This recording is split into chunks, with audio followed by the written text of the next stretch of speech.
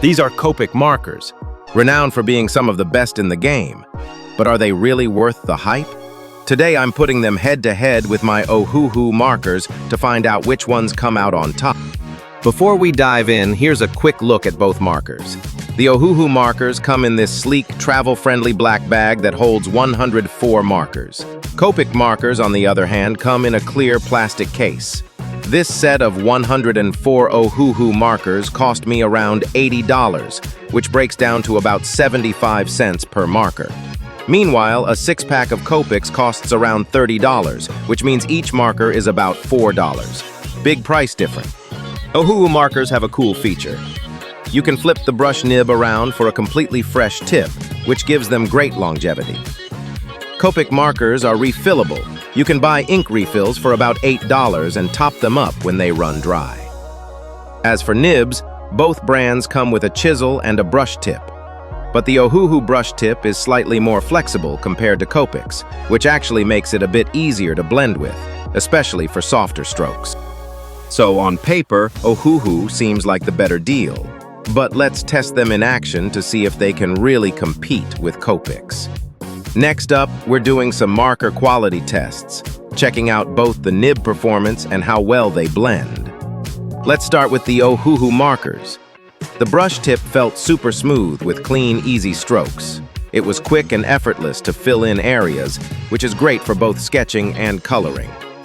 The chisel tip was pretty standard. It filled large areas efficiently and still allowed for smaller, more controlled strokes when needed.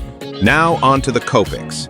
The brush tip also performed really well, giving a smooth transition from thin to thick lines. It had great control and covered areas nicely too. As for the chisel tip, it felt almost identical to Ohuhu's. Honestly, there wasn't much of a difference between the two in that area. But performance is only one part of the markers. Let's see how they compare when it comes to blending. When it comes to the single color blend, there wasn't much to separate the markers. They both had good blends and were quick to do. As for the complementary blend, the Ohuhu came out on top. It was a lot easier to try to blend the opposite colors using the flexible brush tip from Ohuhu compared to the Copics. So for blending, I'd have to say Ohuhu takes it for me. With the tests done, let's break down the pros and cons of each and see which one I'd recommend overall. So after testing both sets, here's my final take. Copic markers are high quality, refillable, and have great control. They've earned their reputation. But they're also expensive, and honestly, for what you get, they don't blow Ohuhu out of the water like I expected. Ohuhu markers, on the other hand, really impressed me. They're super affordable, come in a nice case, and their brush tip actually made blending, especially complementary colors, easier than with Copics.